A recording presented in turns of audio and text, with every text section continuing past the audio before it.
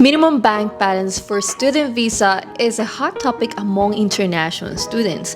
Most students are unaware about the required balance that they need and later found out that their bank account does not meet the requirement. In this video, we'll give you the breakdown of the minimum bank balance and give you the tips on how to meet the requirement. What's up, good dreamers? It's me again, Coach MC, your SLE planner, Steady Live Explore Canada.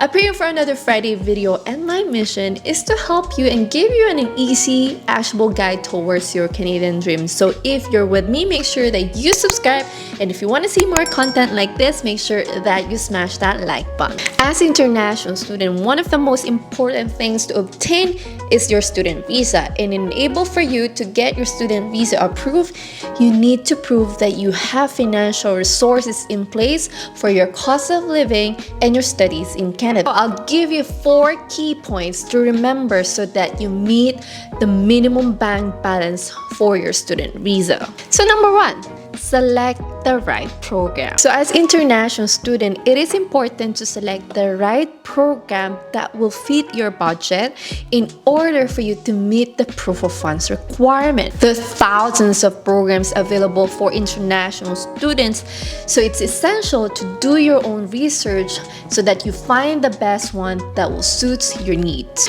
You should also consider the cost of living in the province where your program is located, because this can have a major impact in your overall expenses. By carefully selecting the program and budgeting accordingly, you can ensure that you will have the funds necessary to obtain your student visa and at the same time begin your journey to study abroad. And the average tuition fee that you will find will be about 16,500 Canadian dollars for a 1-year program. And that's what we actually do with our students, is to help them to find the best program and also find the program that will also fit their budget. If you are interested to join our coaching program, make sure that you visit my description box, and also you can download some of our free guides so that you can start off with your journey now.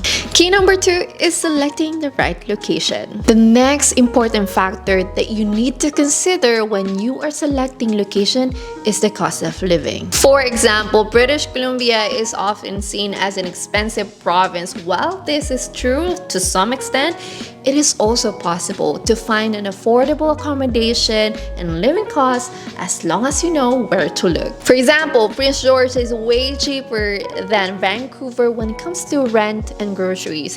However, it is important to factor in your overall budget when making your decision. If you can afford to live in Vancouver, then maybe that's best for you when it comes to job opportunities and access to amenities. But if you're on a tight budget, then Prince George may be the better option. Ultimately, the right location depends on your individual circumstances and what you're looking for in a study abroad experience. Key number 3 is decide whether you go alone or go with your family. If you are an international student and planning to bring their family to come to Canada, there are few things that you need to keep in mind. First, you need to demonstrate that you have enough funds to support your entire nuclear family. Your proof of funds is slightly higher if you were coming alone. You also need to decide whether you come all at once or you come first, then send your family later. If you're on a tight budget, it may be best for you to come first,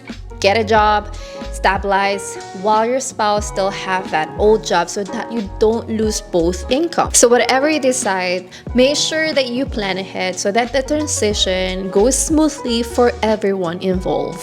Just to give you an idea about the cost of living, as per IRCC, you need at least 10,000 Canadian dollars for a student for cost of living for a year, 4,000 for your spouse for cost of living for a year, and additional 3,000 for each kid that you're gonna bring to Canada. So MC, how much is the minimum bank balance that I need?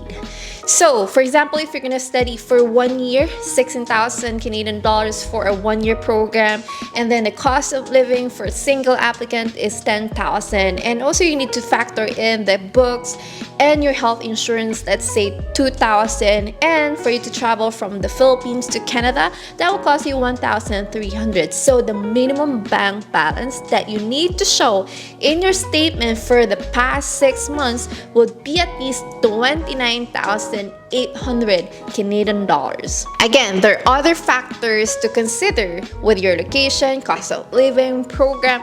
But if you do your research and also consider the factors that I just mentioned, you will find the best location and programs that will fit your budget. And also at the same time, meet the requirements for proof of funds. Make sure to start your journey as early as possible so that you have more time to gather all your documents that you need to start your journey. Once again, this is MC. Make sure that you watch the next video because this is going to be about the 8 things that you need to know about proof of funds. I'll see you in the next video.